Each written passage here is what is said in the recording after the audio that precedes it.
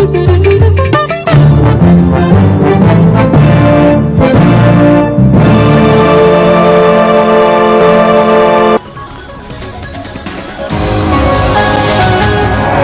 very good evening. Welcome to News at 9, live from the news studios of Rupavahini.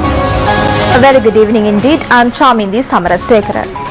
And I'm Rohan Mendes. President Mahinda Rajapaksa says that Sri Lankans are not prepared to live under suppression of invasions. Addressing a ceremony at the Public Library Auditorium in Colombo, he points out that Sri Lanka is a country which values freedom and independence in highest possible manner. The ceremony was held in connection with the unveiling of a statue of Vietnamese national leader Ho Chi Minh built at Public Library premises in Colombo. President Rajapaksa and the visiting Vietnamese Deputy Premier Phum Binh Minh unveiled the statue. Vietnamese national leader Ho Chi Minh was born in 1890 and he became the Prime Minister of the country in 1941. He was the founder of Vietnam Socialist Republic. He became the president of the country with political reforms and bade farewell to the post in 1965. Vietnam Communists hailed Ho Chi Minh as George Washington of Vietnam. Ho Chi Minh was the pioneer founding the People's Army of Vietnam, which fought for freedom in the country, and the Viet Cong organization.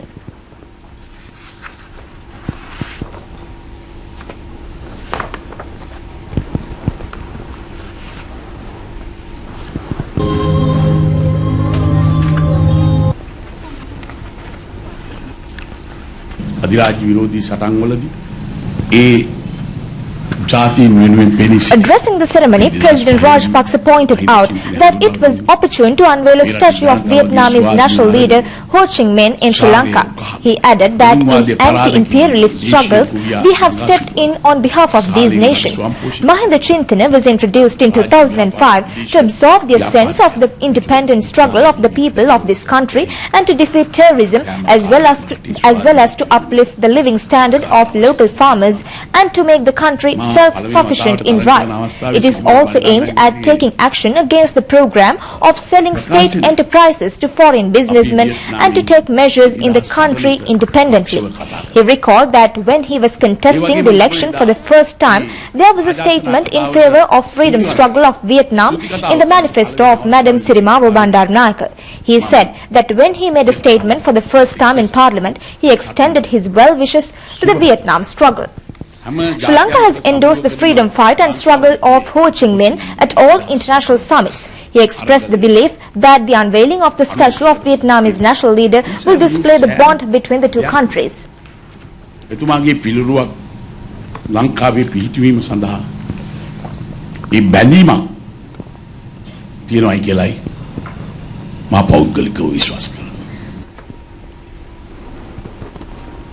I am confident that the statue of Uncle Ho will forever be a symbol of our traditional friendship and cooperation between our two peoples.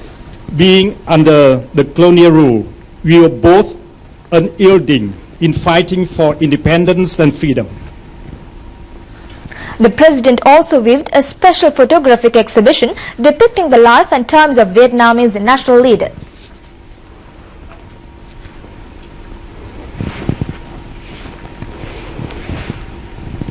Well, the global rating agency Fitch Ratings says that Sri Lanka's 2014 budget highlights continuing success in gradual fiscal consolidation and signals a strong statement of commitment to medium-term debt reduction.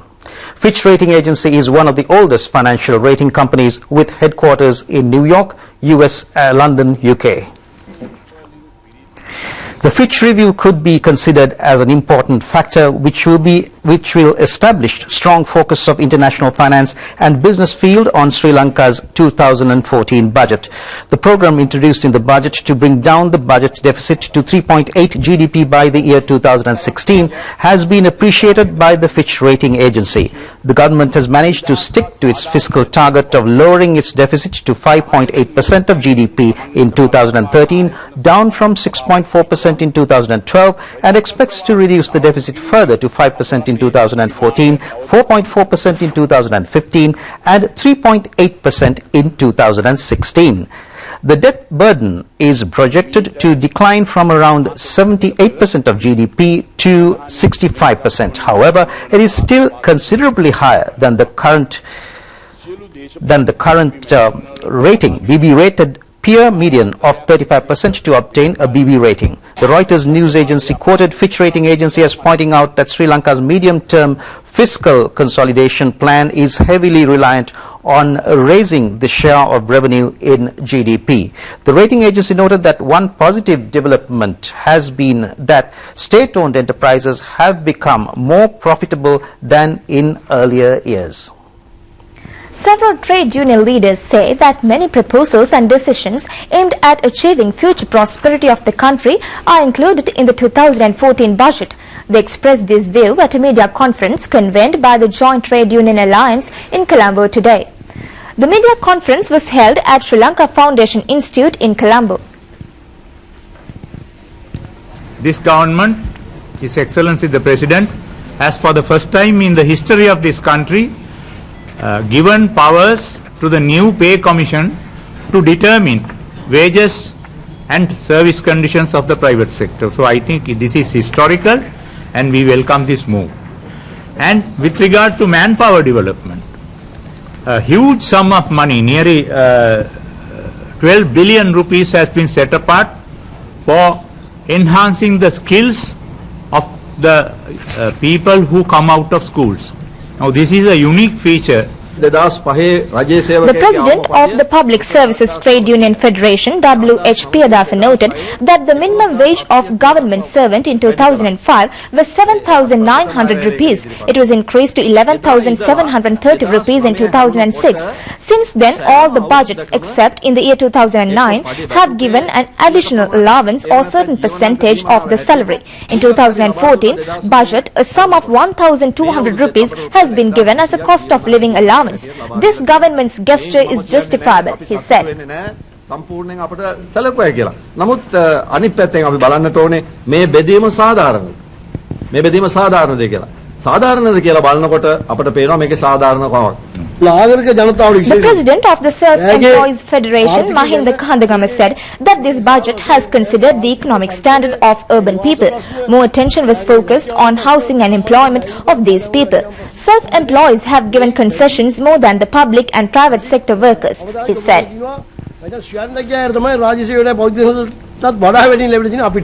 The president of the Sri Lanka Independent Teachers Union, Vasanta Handapangoda, said that this budget has laid a strong foundation to make the country as a hub of education in accordance with the Mahinda Chintana forward vision.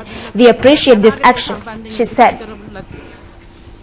Defence and Urban Development Ministry Secretary Gotabaya Rajapaksa says that during the rapid development process, Sri Lanka only needs true diplomatic relations but not criticisms. He said that Sri Lanka has gained a significant progress in various fields after the end of war. He was speaking at the annual International Maritime Security Conference of Navy, Galle Dialogue 2013 today.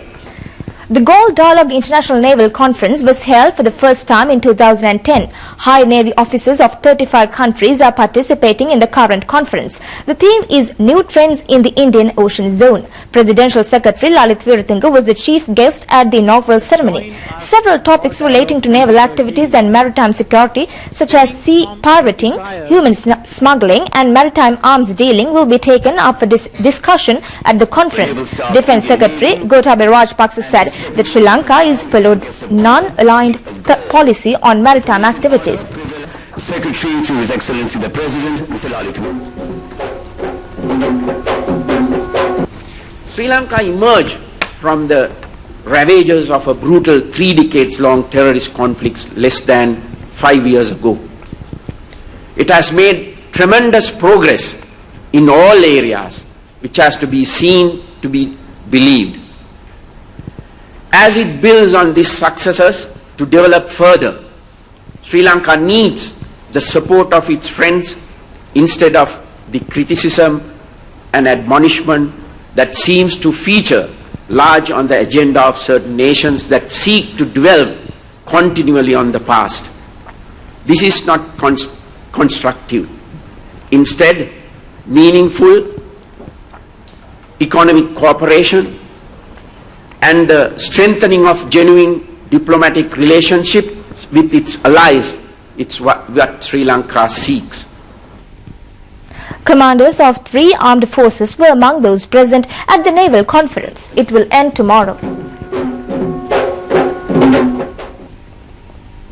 New Straits Times newspaper of Malaysia points out that Sri Lanka should be accorded a due credit internationally for its positive task in the post-war era and the successful hosting of Commonwealth Summit. The newspaper report stressed the need to end the partial stance being adopted by international media, bringing disadvantage to Sri Lanka.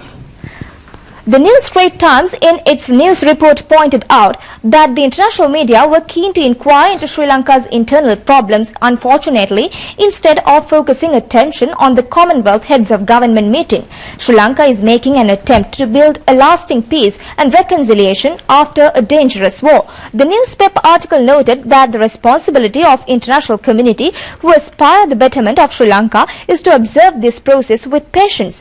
Many countries in Asia have gained reconciliation after a long-term attempt. The newspaper points out it is the same reality for Sri Lanka. Meanwhile, the Canberra Times newspaper of Australia reported that many countries questioning human rights in Sri Lanka are following double standards. The newspaper revealed that the Canadian government has taken measures to cut state funds for non-governmental organizations expressing concern on injustice caused to Palestinians. President Mahinda Rajapaksa says that everyone has the responsibility in taking the motherland towards development. All communities should be united towards this end. The President was speaking at a ceremony organized in connection with the opening of International Cambodia Buddhist Shrine in Ihelabomire, Kaduala today. This Buddhist center depicts the cultural and religious background in Cambodia. It was built in accordance with the Angkari architecture of world-renowned Buddhist temple in that country. The Executive Director of the Cambodian Buddhist Center, Venerable Hun Kamira, alias Venerable Kashyapatera, and priest of that country, as well as the philanthropists of Cambodia, have made donations to build the Buddhist shrine. President Rajapaksa opened the new Buddhist shrine this evening. He also called on the Mahanayaka of the Ramanya Mahanikaya, the Most Venerable Napane Premasiri Thero, the members of the Mahasangha headed by Venerable Omar Pesobita Thero, Ministers Basil Rajapaksa, Susil Premjanta, Patli Champaka Ranavaka, and Kaduala Mayor G.H. Buddhadasa were among the large gathering present on the occasion.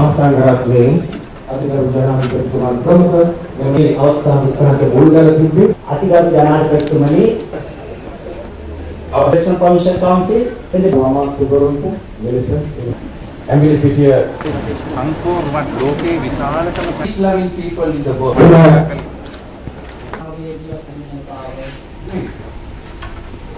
Where a stock of food items unsuitable for human consumption has been found at a trading place located in 4th Cross Street in Petta. The Consumer Affairs Authority says that their officials have found a stock of 3,100 kilograms of ponni samba rice and 2,200 kilos of small shrimps.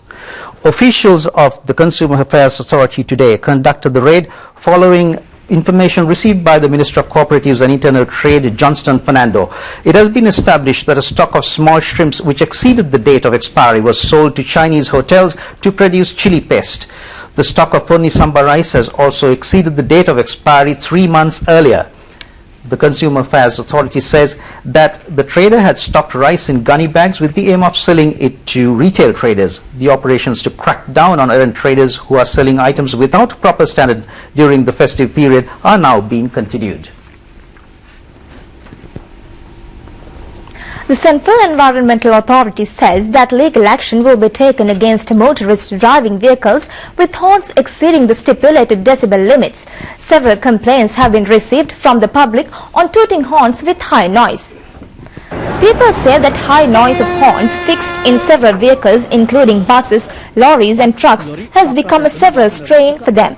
Such practices of tooting horns will result in vehicle accidents, noise pollution and health problems including hearing defects. The tooting of horns exceeding the noise limit of 105 and 95 decibels has been banned by a Gazette notification issued in December 2011. The Central Environmental Authority says that this law is being implemented from the 1st of October. The Motor Traffic Department and the police are conducting raids to track down on motorists who violate this law. The driving license of drivers of vehicles fixed with horns exceeding the stipulated decibel limit will be seized by the police. The Director General of the Central Environmental Authority, Dr. Saranga Alahapperuma, said that measures will be taken to implement this law with the aim of creating a suitable living environment for the people. He requested from vehicle owners to remove horns emitting high noise and to desist from tooting horns unnecessarily. This will help to create a conducive environment and to prevent noise pollution on roads. This is being implemented on the directions of the Minister of Environment and Renewable Energy, Susil Premjayantha. Measures have been taken to implement programs with the aim of creating awareness on traders selling vehicle horns and vehicle owners. Well, more on the budget. The 2014 budget has allocated 155 billion rupees for free health service in the country with the aim of providing a quality health service to the people. Sri Lanka has been able to maintain a fully free health service, although many rich countries are facing financial difficulties in providing public health facilities. The government has allocated 155 billion rupees for the health sector from the 2014 budget. It was an increase of 30 billion rupees compared to last year. The government has implemented a well-planned program to develop the health sector during the past 8 years. A sum of 2,000 million rupees has been allocated for primary health services development as an additional financial provision from the 2014 budget. A sum of 900 million rupees has been set apart for the pure drinking water project to minimize the threat of kidney disease faced by the people in the North Central province. 2 national children's hospitals will be redeveloped at a cost of 1,000 million rupees to improve the standard of health of children under the 2014 budget proposal. The government plans to provide $180 million with Chinese assistance to modernize Colombo, Kalubovila and Ragama national hospitals. A special program is to be implemented to encourage the health staff. The annual uniform allowance of health workers has been increased up to 16,500 rupees. The monthly call allowance of supplementary and interim medical service has been increased by 150 rupees. The allowances of workers entitled for accident allowance has been increased by a sum between 50 to 100 rupees. Health Minister Maithripala Sirisena says that the highest sum of money has been allocated for the health sector in the country from the budget 2014. More financial provisions will be set apart for disease prevention and primary health care service. The health sector will get new buildings and resources in the year 2014.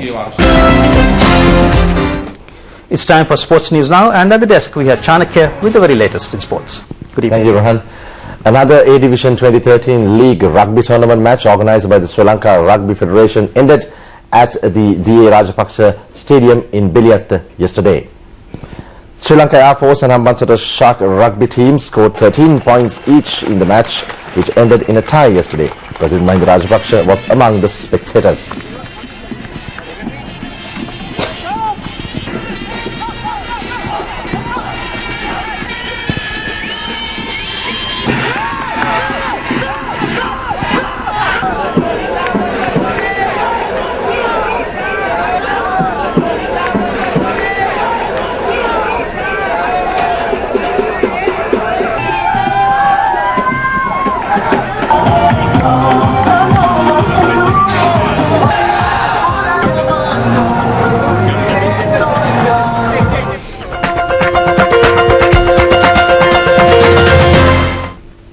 Weather report. The Met Department forecasts scattered showers in the northern and eastern provinces tomorrow. Thunder showers will develop in other provinces in the island tomorrow afternoon or night, along with high winds. The Weather Bureau warns the people to be cautious on lightning. That's where we end tonight's edition on Rupavahini News. Together with Chamindi and Chanakya, I'm Rohan Mendis saying thanks very much for watching. Good night.